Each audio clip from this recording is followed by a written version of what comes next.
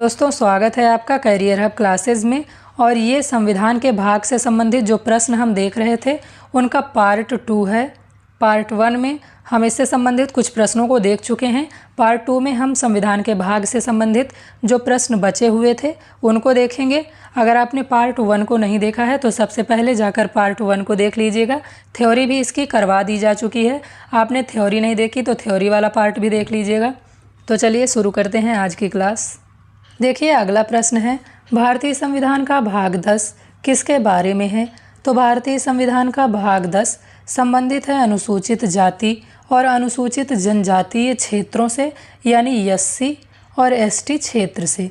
तो इसका right answer है ऑप्शन नंबर 4, एससी और एसटी क्षेत्र। फिर अगला प्रश्न है, भारतीय संविधान के किस भाग में केंद्र और राज्यों के बीच संबंधों का उल्लेख किया गया है? तो इसका सही आंसर है ऑप्शन नंबर 3, यानी भाग 11। भाग 11 संबंधित है केंद्र और राज्यों के बीच संबंध से।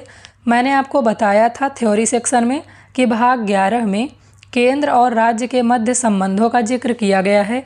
और केंद्र और राज्यों के मध्य संबंध कई प्रकार के होते हैं, लेकिन इसमें विधायी और प्रशासनिक संबंधों का जिक्र किया गया है। और वित्तीय संबंध जो होता है केंद्र और राज्यों के बीच में, उसका जिक्र किया गया है भाग 12 में। तो आपको इतनी बातें याद रखनी है इसमें। इसका राइट आंसर है ऑप्शन नंबर 3, यानी भाग 11। हमारा अगला प्रश्न है, सहकारी समितियों को संविधान के किस भाग में रखा गया है? तो सहकारी समितियों को संविधान के भाग 9 खा में रखा गया है। माफ़ कीजिएगा, ये गलत प्रिंट हो गया है। इसका ऑप्शन नंबर 3 सही है। और इसे 97वें संविधान संशोधन 2011 के द्वारा संविधान में जोड़ा गया था। ये बात भी आपको याद रखनी है। ये बहुत बार क्वेश्चन आता है कि किस संविधान संशोधन के द्वारा सहकारी समितियों को संविधान में जोड़ा गया। अगले प्रश्न की ओर बढ़ते हैं। हमारा अगला प्रश्न है, सहकारी समितियों को किस संविधान संशोधन के द्वारा संविधान में जोड़ा गया? बिल्कुल अभी मैंने आपको बताया था। इसका सही आंसर है ऑप्शन नंबर 3, 97वां संविधान संशोधन 2011। इसके द्वारा संविधान में सहकारी समितियों को जोड़ा गया था। अगला प्रश्न है, भाग 9 किससे संबंधित है और इसे किस संविधान संशोधन के द्वारा जोड़ा गया है?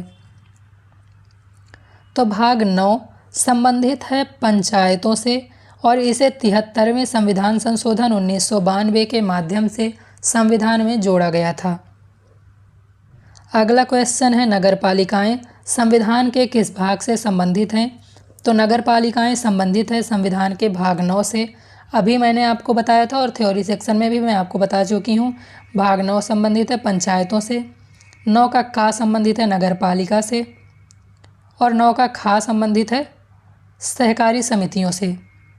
तो ये तीनों आपको याद रखने हैं। और इसे किस संविधान संशोधन द्वारा संविधान में जोड़ा गया था?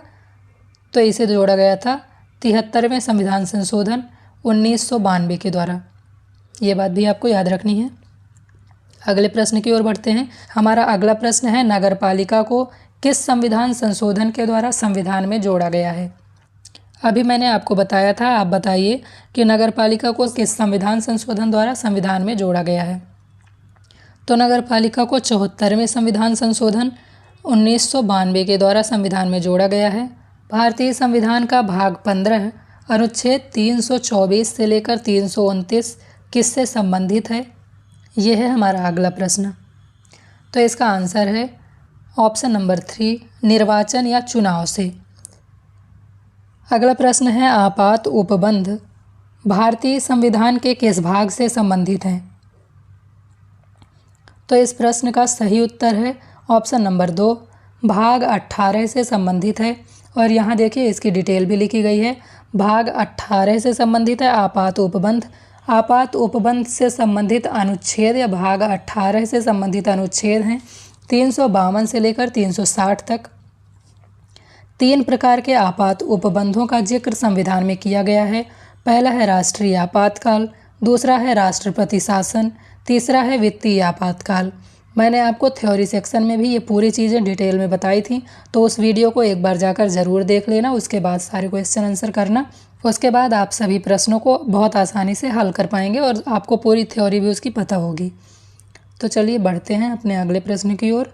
हमारा अगला प्रश्न है, भारतीय संविधान का भाग 17 या अनुच्छेद 343 से लेकर 351 तक किससे संबंधित है? तो ये संबंधित है राजभाषा से, यानी हमारा ऑप्शन नंबर 2 सही है। भारतीय संविधान का भाग 17 राजभाषा से संबंधित है। हमारी राजभाषा हिंदी है और जो लिपि है वो देवनागरी है। ये भी मैंने आपको बता रखा है थ्योरी वाले वीडियो में, तो इस बात को याद रखिएगा, ये तीनों बातें याद रखिएगा। हमारा अगला प्रश्न है, भारतीय संविधान का भाग 20 यानी अनुच्छेद 368 किससे संबंधित है? इसका सही आंसर है ऑप्शन नंबर 2। भारतीय संविधान का भाग 20 या अनुच्छेद 368 संबंधित है संविधान संशोधन से। ये दोनों बातें आपको याद रखनी है, 368 भी और भाग 20 भी। ये प्रश्न बहुत बार पूछा जाता है, इसलिए आपको दोनों चीज़ें बहुत अच्छी तरह से याद रखनी हैं। हमारा अगला क्वेश्चन है, भारतीय संविधान के भाग 9 से संबंधित अनुच्छेद कौन से हैं? बताइए, भाग 9 से संबंधित अनुच्छेद कौन कौन से हैं? सबसे पहली बात तो आपको इसमें यही याद रखनी है कि भाग 9 संबंधित किससे है? तो भाग 9 संबंधित है पंचायतों से। फिर इससे रिलेटेड जो अनुच्छेद हैं वो हैं 243 ए से लेकर 243 ओ तक, यानी इसका ऑप्शन नंबर 2 सही है। अगला प्रश्न है, भारतीय संविधान का कौन सा भाग और कौन सा अनुच्छेद नगरपालिका से संबंधित है? तो भारतीय संविधान का भाग 9 का ए और अनुच्छेद 243 पी से 243 जेड जी तक संबंधित हैं। ये बात भी मैं आपको कई बार बता चुकी हूँ, थ्योरी में भी करवा चुकी हूँ, तो आपको पता होना चाहिए कि इसका ऑप्शन नंबर 4 सही है। अगला प्रश्न है, भारतीय संविधान का भाग 14 किससे संबंधित है और इनमें कौन से अनुच्छेद शामिल हैं? कौन सा भाग? भाग 14 और इससे संबंधित अनुच्छेद। तो भाग 14 संबंधित है संघ और राज्यों के अधीन सेवाओं से और इससे संबंधित अनुच्छेद हैं अनुच्छेद 308 से लेकर 323 तक। हमारा अगला प्रश्न है, गलत विकल्प को चुनें। पहला है, मूल कर्तव्यों को 42वें संशोधन से संविधान में जोड़ा गया।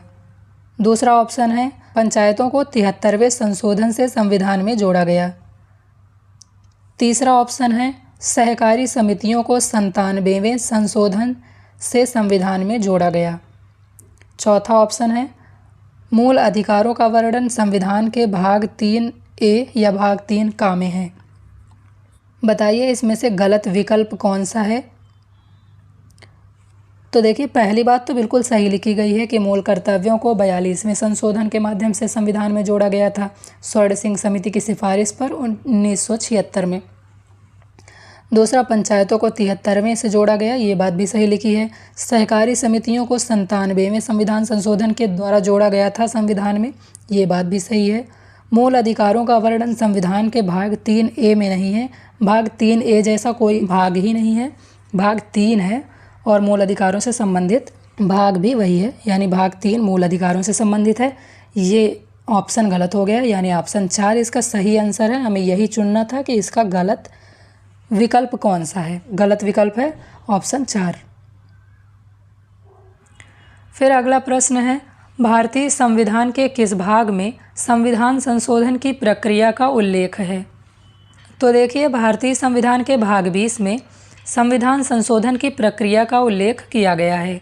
अब इससे संबंधित आर्टिकल भी पूछा जा सकता है, तो इससे संबंधित आर्टिकल है आर्टिकल 368, यानी आपसे यह प्रश्न पूछा जा सकता है कि भारतीय संविधान के किस अनुच्छेद में संविधान संशोधन की प्रक्रिया का उल्लेख किया गया है?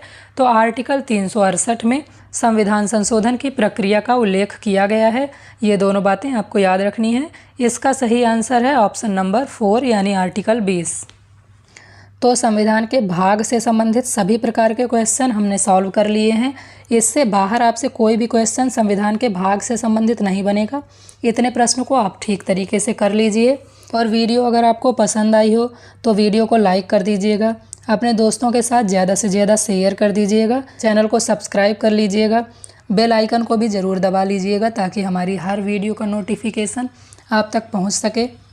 और कमेंट करके हमें ज़रूर बताइएगा कि आपको क्लास कैसी लगी और आपको नेक्स्ट क्लास किस टॉपिक से रिलेटेड चाहिए। तो मिलते हैं नेक्स्ट वीडियो में।